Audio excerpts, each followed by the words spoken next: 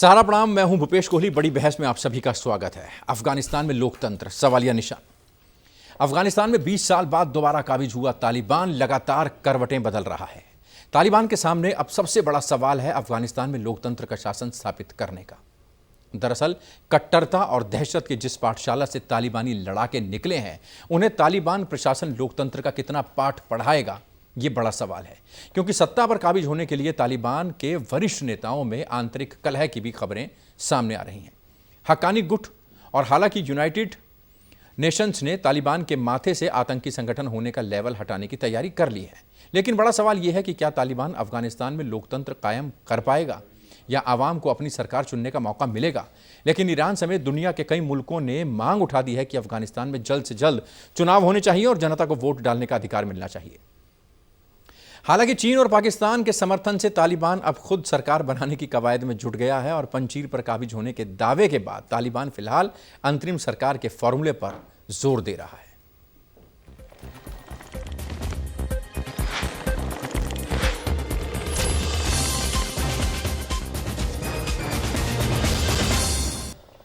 तालिबान को अभी तक बहुत सारे देशों ने भले ही मान्यता ना दी हो, लेकिन पाकिस्तान जिस तरह तालिबान के साथ गलबैयां कर रहा है, उससे साफ है कि पाकिस्तान ने तालिबान के हर कदम को मान्यता देने का अब मन बना लिया है।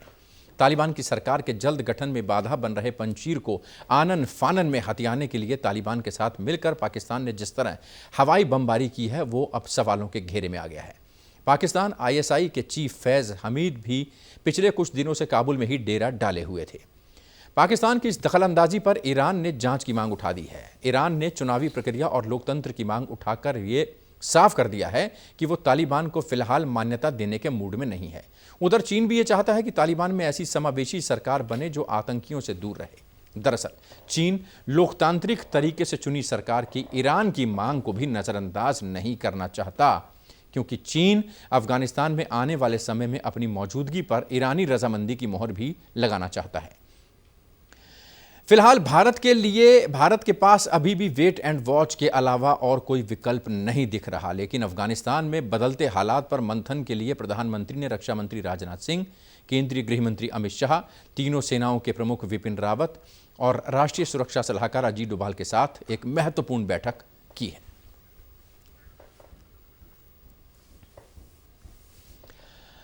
तालिबान राज में लोकतंत्र क्वेश्चन मार्क हम बार बार आपको कह रहे हैं कि अभी है। इसी पर बातचीत करने के लिए हमारे साथ जुड़ रहे हैं defence expert retired major general A.K. Sivach साहब। फॉरेन एक्सपर्ट रविंद्र सचदेव हमारे साथ मौजूद हैं। भारतीय जनता पार्टी के नेता भास्कर घोष साहब हमारे साथ मौजूद हैं और कांग्रेस के नेता चंद्रमोहन शर्मा, साथ ही साथ पॉलिटिकल एक्सपर्ट LB स्वर्णकार साहब, दिल्ली विश्वविद्यालय के प्रोफेसर हैं, इतिहास को लिखते भी हैं, पढ़ाते भी हैं और अच्छी तरह से जानते भी हैं। बहुत स्वागत है आप सभी का। सिवाच साहब, सबसे पहले रुख आपका करूंगा। पाकिस्तान के जिस तरीके से जुगलबंदी दिखाई दे रही है, पाकिस्तान जिस तरीके से हमलों में शामिल हो रहा है, हवाई हमले कर रहा है, पूरी अंतर्राष्ट्रीय बिरादरी किस तरीके से देख रही है। किसी देश में इंटरफेयर करना, वहाँ पर जो लड़ाके हैं उनको मदद करके दूसरे इलाकों पर कब्जा करवाना, ये इसको अंतर्राष्ट्रीय बिरादरी किस तरीके से देख रही होगी? देखो भूपेश, ये बड़ी विडंबना है और से जो कुछ अभी हुआ है अफगानिस्तान में, जो पंजशेर में नदर्न अलायंस जो बहुत काफी मजबूत था और तालिबान उसके ऊपर एक प्रकार से जीत हासिल नहीं कर पाया। उसके बाद पाकिस्तान डायरेक्टली इन्वॉल्व हो गया। पाकिस्तान की आर्मी और पाकिस्तान की एयरफोर्स, पाकिस्तान के जो मेजर जनरल हैं अदील रहमानी, जो SSG के कमांडर हैं, उसने 3 SSG बटालियन लगाई, आर्टिलरी लगाई, एंटी टैंक वेपन लगाए, टैंक लगाए और उसके बाद उसने हमला बोला है पंजशीर के अंदर और अपनी जो एयरफोर्स से एयर पार का इस्तेमाल किया। और उसके बावजूद भी वो अभी तक पूरे पंजशीर पे कब्जा नहीं कर पाए। ऐसे तो तालिबान कह रहा है कि हमने पंजशीर की जो बदरक जो कैपिटल है उसको कर लिया है, मगर पहाड़ों में वैली फ्लोर का कोई मतलब नहीं। जो पहाड़ों में चोटियों को पकड़ता है, जीत उसी की होती है। तो अभी तक भी नदर्न अलायंस ने चोटियां पकड़ी हुई हैं और इसीलिए जो अहमद मसूद बार बार कह रहे हैं कि हम अभी भी रेलिवेंट है। ऑल सेड एंड डन, कि एक सच्चाई है कि अब साफ सुथरे शब्दों में यह आ गया कि पाकिस्तान की आर्मी एयरफोर्स की टोटल इन्वॉल्वमेंट है पंचीर में। पाकिस्तान की ये तो ऐसे टोटल ही होगा इन्वॉल्वमेंट है और पूरी दुनिया उसको कैसे देख रही है। रविंद्र सचदेव हमारे साथ मौजूद हैं, समझने के लिए उनके पास चलेंगे। रविंद्र, आप लगातार कह रहे थे कि अफगानिस्तान पर वेट एंड वॉच की स्थिति भारत को नहीं रखनी चाहिए, अफगानिस्तान को लेकर कहीं ना कहीं कूटनीति में परिवर्तन करना चाहिए, अपनी डिप्लोमेसी में चेंज करना चाहिए, वेट एंड वॉच की स्थिति में रहना चाहिए, कहीं बहुत ज्यादा देर तो नहीं हो रही? नहीं, देर नहीं हो रही। हमारी पॉलिसी वेट एंड वॉच नहीं है, मैं इसको नाम दे रहा हूँ डक पॉलिसी या बत्तख पॉलिसी। बत्तख ऊपर से शांत दिखती है, झील में जब तैर रही होती है, नीचे पैर मार रही होती है जोर जोर से। तो भारत की वो पॉलिसी चल रही है, परंतु उसमें हमें कुछ चीजें ऐड करनी चाहिए। जैसे आज में बाकी सारी चीजें छोड़िए, ठीक है, एंड हमें काफी इंफॉर्मेशन है कि पाकिस्तान की ग्राउंड मिलिट्री वगैरह मदद कर रहे हैं, तालिबान की उनके साथ हैं, इत्यादि ड्रोन्स हैं। बट मैं एक बात कहना चाहता हूं, आज जो ये खबर चल रही है कि पाकिस्तान एयरफोर्स के फाइटर एयरक्राफ्ट ने बॉम्ब गिराए फॉर एग्जाम्पल, तो ये तो चीज हमें वेरीफाई करनी चाहिए। इतने फ्लाइट रडार चेकर वगैरह हैं, सैटेलाइट इमेजेस हैं, हमें इन चीजों को पुख्ता सबूत लाकर के दुनिया के सामने हम रखें, राइट, फॉर एग्जाम्पल। क्योंकि ये बातें हैं, but where are the proof of this? जितना ज्यादा ऐसे प्रूफ आएगा उतना हमें अभी नहीं तो आगे जाके फायदा होगा। That is one.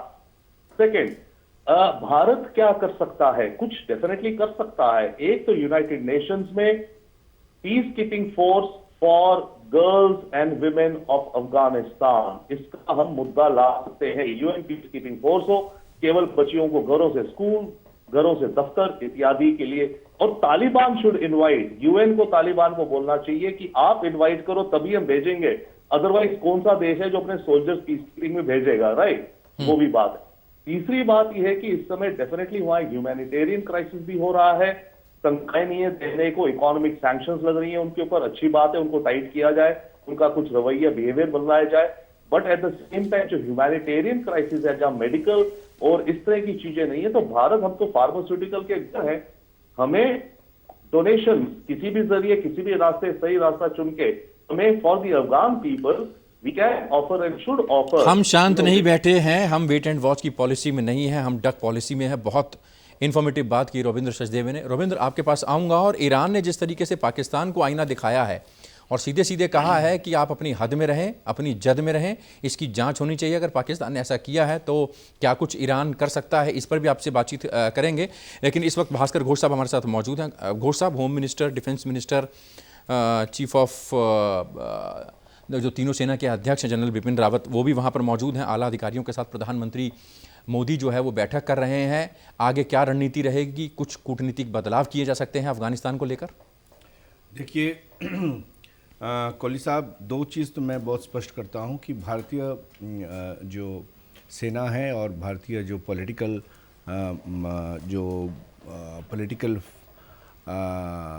मास्टर्स हैं वो चुप नहीं बैठे हुए हैं। डक पॉलिसी में हम नहीं जा रहे हैं। आप जानते हैं कि यूएन काउंसिल में हमारे चेयरमैनशिप में पहले ये मुद्दा, जैसे ही अफगानिस्तान का घटना घटी, हम लोग इसको यूएन काउंसिल में उठाए थे और इसमें चाइना और रशिया ये वोटिंग से बाहर हो गए थे, लेकिन बाकी 13 देश इसका फेवर में वोटिंग किया। तो हमारे जो पॉलिसी है वो ये टू प्रोंग पॉलिसी है। एक तो मैं डिप्लोमेटिक चैनल को एक्टिवेट करके ऑल ओवर द वर्ल्ड हम एक कॉन्सेंसस बनाना चाहते हैं कि यहाँ पे कोई ऐसा सरकार ना हो जो चुने हुए सरकार नहीं है।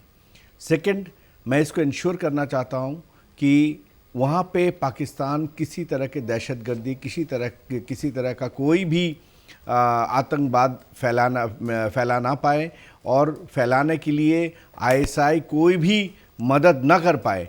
इसके लिए हमारे जो सेंट्रल एजेंसीज़ हैं, हमारे जो ओवरसीज़ एजेंसी है रॉ, वो 24 घंटा काम कर रहे हैं। और top of the world, I mean top of everything, हमने जो पॉलिसी लिया है that is Afghan government should be owned and build by the Afghans.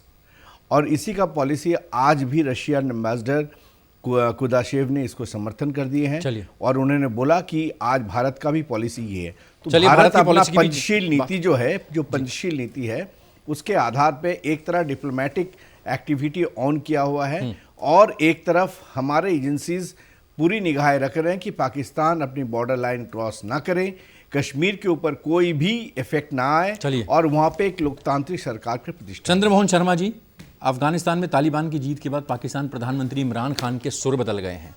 वो भारत को गीदड़ भभकी दे रहे हैं कि पाकिस्तान अगर शांति की बात कर रहा है तो उसकी कमज़ोरी ना समझा जाए, बातचीत के टेबल पर आना चाहिए, भारत को लिंगर ऑन नहीं करनी चाहिए चीज़ें, इस तरीके की बातें कर रहा है। आईना नहीं देख रहा, वो इस तरीके की बातें भारत के लिए कर रहा है। विपक्ष किस तरीके से देखता है पूरे घटनाक्रम को? विपक्ष की बात अभी हमारे एक अध्यक्ष ने, जो सेना के पूर्व थे, उन्होंने एक बात को रखी। उन्होंने मेजर बात रखी कि पाकिस्तान का जो एयरफोर्स के द्वारा तालिबान के ऊपर बम अटैक हुआ, उसके ऊपर मेरे भाजपा मित्र ने भी ध्यान नहीं दिया, जो कि बहुत मेजर बात है। तालिबान के साथ पाकिस्तान का संबंध आना और तालिबान के लिए इस तरह की नीति के ऊपर सरकार का क्या कहना, जबकि ईरान ने अपना तर्क दे दिया इस बात के कि हम उस सरकार को मानता नहीं देते, तो हमारी सरकार किसे चुप बैठी है? किस विषय के नहीं ऊपर? चंद्रमोहन जी, हमारी सरकार चुप नहीं बैठी है, हमारी सरकार इसके ऊपर मेरी बात होने दीजिए, उसके बाद आप जवाब दे दीजिएगा। जब हमारी सरकार किस बात पे चुप बैठी हुई है? जब एक देश जो पहले उसे कह रहा था, उसके बाद उसने बोल दिया कि हमें इस सरकार को तब तक मान्यता नहीं देनी चाहिए जब तक उसके अंदर इलेक्शन नहीं हो जाते। तो हम किसको देख रहे हैं? या तो हमें क्लियर करना चाहिए कि हम पाकिस्तान को वेट एंड वॉच कर रहे हैं या तालिबान को वेट एंड वॉच कर रहे हैं।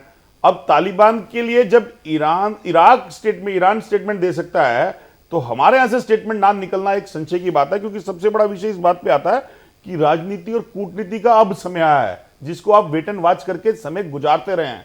क्योंकि आज अगर वहां पर सरकार बनती है और सरकार बनने के बाद कुछ देश साथ आते हैं, तो ये हमें हमारी सरकार को क्लियर करना पड़ेगा, भारत का पक्ष, कि वो किस स्टैंड पे खड़ी होती है, क्योंकि उसके अंदर दो फैक्टर हमारे साथ बिल्कुल खुले हुए हैं, एक पाकिस्तान और एक चाइना। उस तथ्य को आपको उजागर करना पड़ेगा। स्वर्णकार साहब, अगर मीटिंग रख के नहीं कंफ्यूज करना पड़ेगा देश को। तालिबान की इतिहास की अगर बात करें तो इतिहास क्या कहता है? तालिबान के कंधे पे जिसने हाथ रखा उसने उस कंधे को भी काटा। यही हाल चाइना और पाकिस्तान का भी होगा, जो इस समय उछल उछल कर तमाम चीज़ें देख रहे हैं, पेश कर रहे हैं दुनिया के सामने, मदद कर रहे हैं तालिबान की। ये तो खुल के अभी सामने आ रही है। रसिया का जो पहले पॉलिसी था उसमें बदलाव हो गया है। रसिया जो ढिलमुल नीति अपना रही है, खुल कर सामने नहीं आ रहा है। इससे पता चलता है कि तालिबान से वो सहमा हुआ है।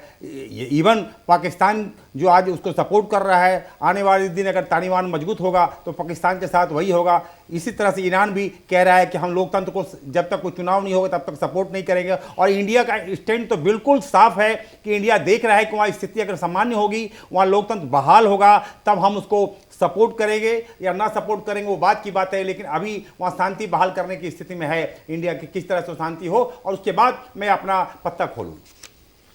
शिवाज साहब, ईरान ने पाकिस्तान को चेतावनी दी है कि हद में रहे। पंजशीर हिंसा में अगर पाकिस्तान की भूमिका सामने आती है तो ईरान क्या एक्शन ले सकता है, और हमको उसके सपोर्ट के लिए आगे आना चाहिए, ऐसी कंट्रीज़ को आगे आना चाहिए। पंजशीर में जिस तरीके की हिंसा चल रही है, तमाम लड़ाके जो हैं, तमाम आतंकी जो हैं वो वहाँ पर हमला कर रहे हैं। पाकिस्तान की तरफ से ISIS चीफ भी वहाँ पर मौजूद हैं, कुछ अपने रेंजर्स को भी लेकर गए हैं वहाँ पर। इसको लेकर हमारी रणनीति क्या होनी चाहिए पंजशीर को लेकर? देखो भूपेश, इसमें कोई शक नहीं, ये पहले भी पॉइंट उठा है कि देखो, जब रूस ने यूक्रेन के अंदर एक प्रकार दखल अंदाजी की थी, जो क्रीमिया को ले लिया था, तो उसके बाद उसको बिल्कुल अकेला कर दिया था, उसके ऊपर रिस्ट्रिक्शन लगी थी।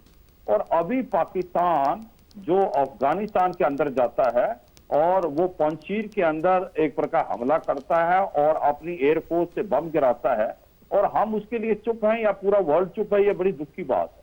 क्योंकि ये तो साफ सुथरे शब्दों में आ गया है कि अब वो उसकी डायरेक्ट इन्वॉल्वमेंट है, उसके ड्रोन भी यूज हुए हैं, उसके एयर पावर भी यूज हुई है, उसका एक ऑफिसर 3 JC और 15 OR मारे भी गए।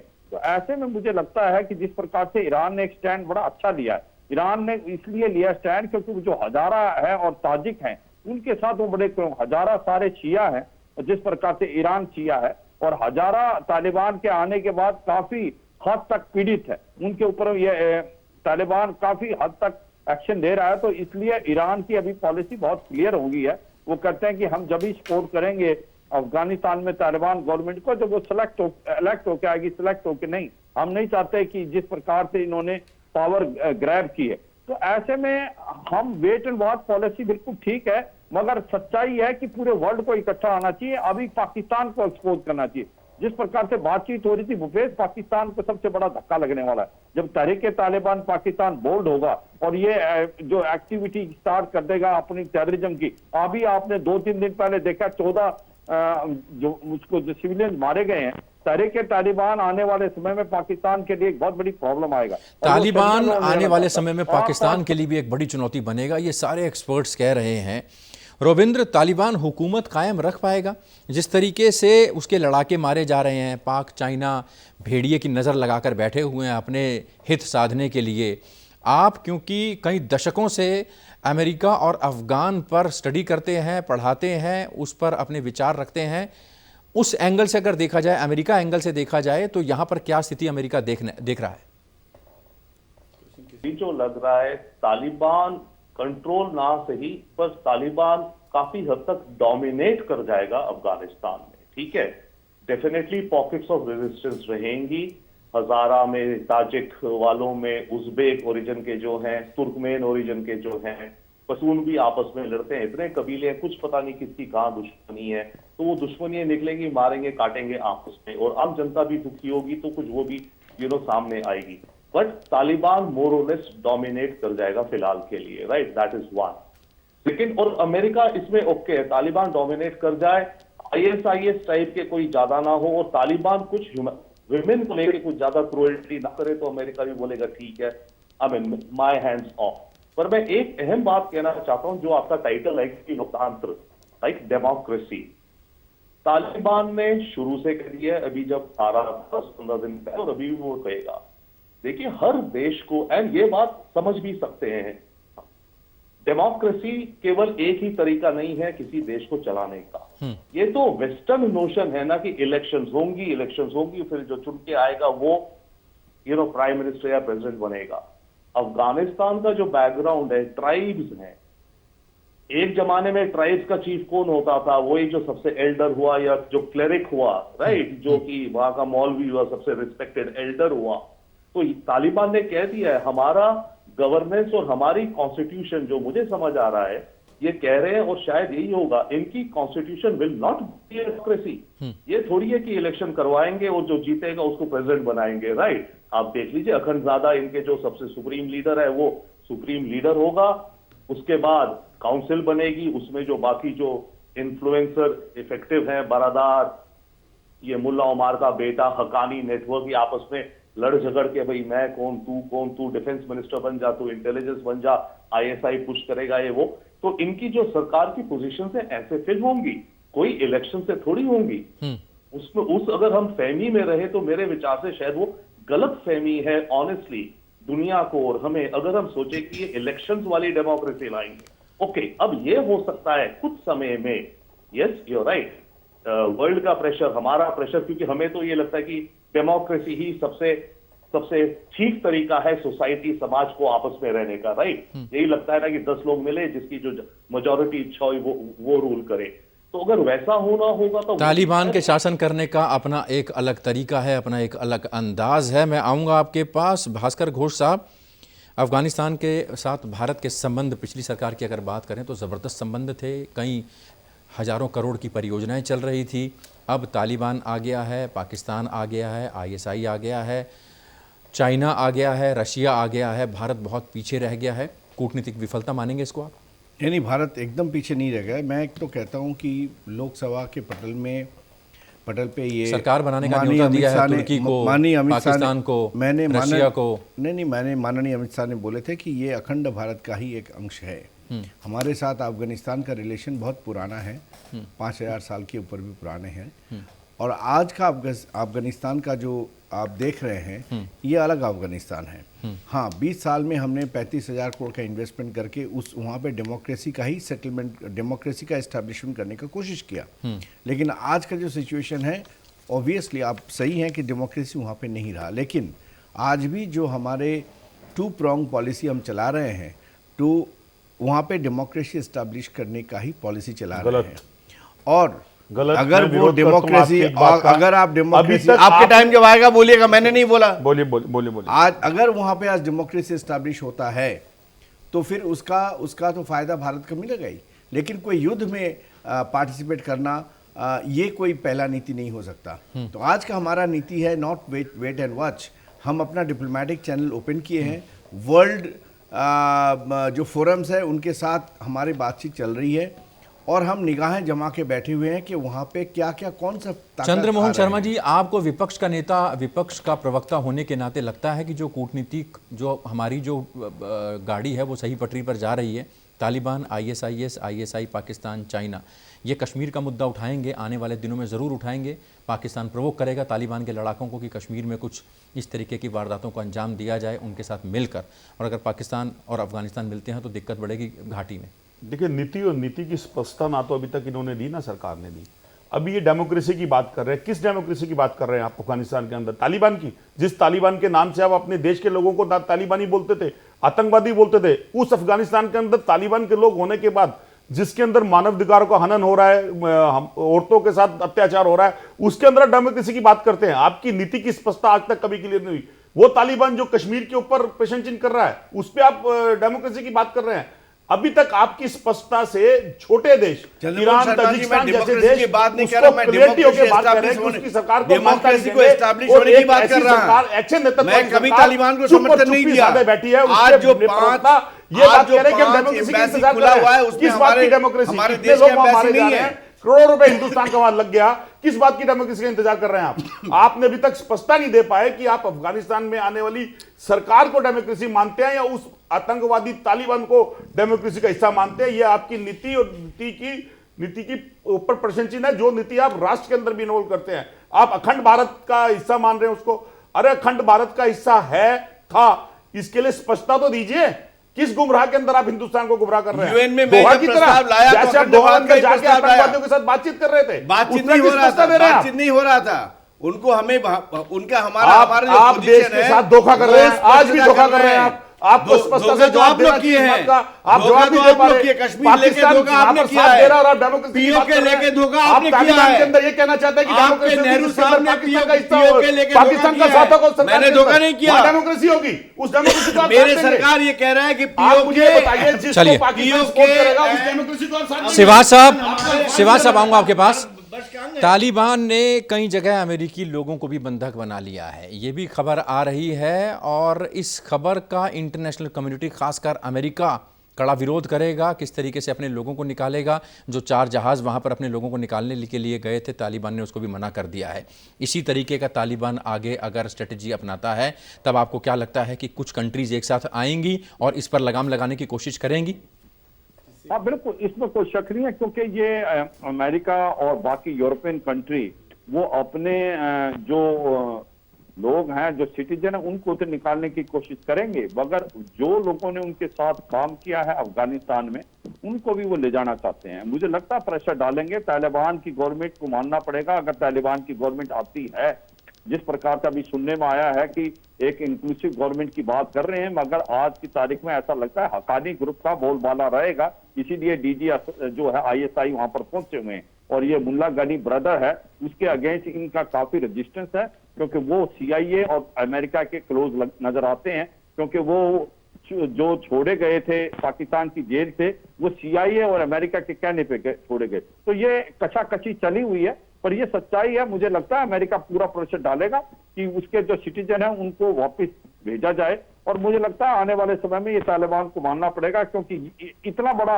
पंगा मुझे नहीं ले सकता कि आने वाली गवर्नमेंट, क्योंकि उसके पास रिसोर्सेज तो है नहीं, उसको फंड कोई नहीं देगा तो गवर्नमेंट नहीं चलेगी, और उसको रिकग्निशन नहीं करेगा, ना वर्ल्ड बैंक ना IMF पैसा देगा, तो 6 से 8 बिलियन डॉलर जो पैसा चाहिए वो कहां से आएगा? और अमेरिका से अगर आप पंगा लोगे तो मुझे लगता नहीं कि ये चाहे तालिबान या कोई भी गवर्नमेंट अफगानिस्तान में आए और वो चले, क्योंकि यहाँ पर ना कोई इंडस्ट्री है, ना कोई रिसोर्सेज है।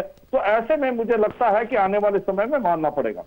स्वर्णकार साहब, अगर चाइना की बात करें तो क्या चाइना उतनी खुलकर मदद करेगा अफगानिस्तान की? क्योंकि इंटरनेशनल कम्युनिटी कहीं ना कहीं अफगानिस्तान पर नज़रें लगाए बैठे हैं, और कोई भी ऐसा काम अगर अफगानिस्तान में तालिबान करता है तो नज़रें टेढ़ी होंगी। ऐसे में चाइना क्या इतनी खुलकर मदद कर पाएगा, आर्थिक रूप से, हथियारों के रूप से, या जितना खाने पीने की कमी हो रही है, भुखमरी की कगार पर है अफगानिस्तान, बहुत ज़्यादा दिक्कतें हैं तालिबान के सामने प्रशासन चलाने के लिए, क्या क्या चाइना निकाल के ले जाएगा इसको इस मुसीबत से? मेरा अपना सोचना है कि चाइना एक्सप्लॉइट करेगा जिस तरह पाकिस्तान को कर रहा है, लेकिन बिना इंडिया का अफगानिस्तान न पहले बढ़ पा रहा था न आगे तालिबान बढ़ पाएगा, क्योंकि वहाँ का जो रिसोर्सेस है वो सारा इंडिया में ही खपत होती है और 80% वहाँ का ड्राई फूड इंडिया में खपत होता है। अगर इंडिया से उसका रिलेशन नहीं होगा तो आर्थिक स्थिति बहुत ही खराब होगी। जहाँ तक मीडिया का खबर है 1 महीना से ज़्यादा वहाँ का रसद बचा नहीं है। अगर ये इसी तरह सरकार नहीं बनी 1 महीना तो वहाँ भुखमरी की कगार तो छोड़िए, वहां जनता विद्रोह कर देगी। मेरे समझ में है कि मिला जुला कर वहां सरकार कोई ना कोई बनेगी 1 सप्ताह के अंदर, और इंडिया का सपोर्ट लेना ही पड़ेगा। इंडिया का सपोर्ट शुरू से था।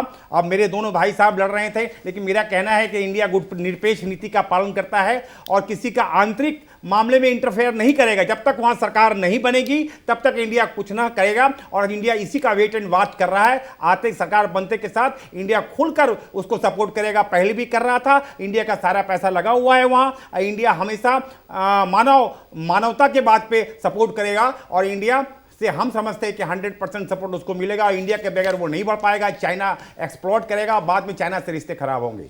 रविंद्र, इत्तेफाक रखते हैं आप प्रोफेसर साहब की बात से? कुछ रखते हैं, but if I may beg to disagree.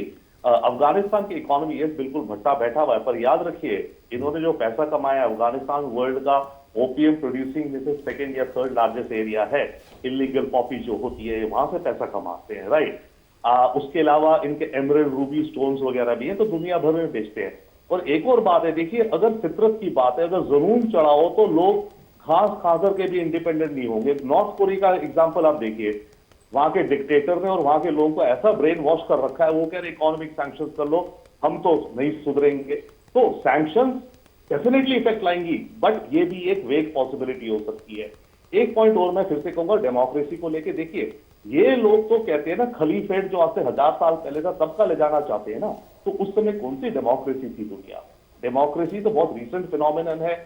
ठीक है, ग्रीक्स ने हजारों साल पहले करी होगी, but as a practice western nations और हमारे यहाँ मात्र 300-400 साल पुरानी है डेमोक्रेसी का आइडिया, राइट। तो डेमोक्रेसी का ये क्या होगा कह नहीं सकते। शिवाज साहब, टाइम की मेरे को बहुत ज्यादा दिक्कत है और टाइम बिल्कुल लगभग खत्म हो चुका है। 15 सेकंड में आपके पास जरूर आना चाहूंगा, कंक्लूड आपसे करूंगा सर।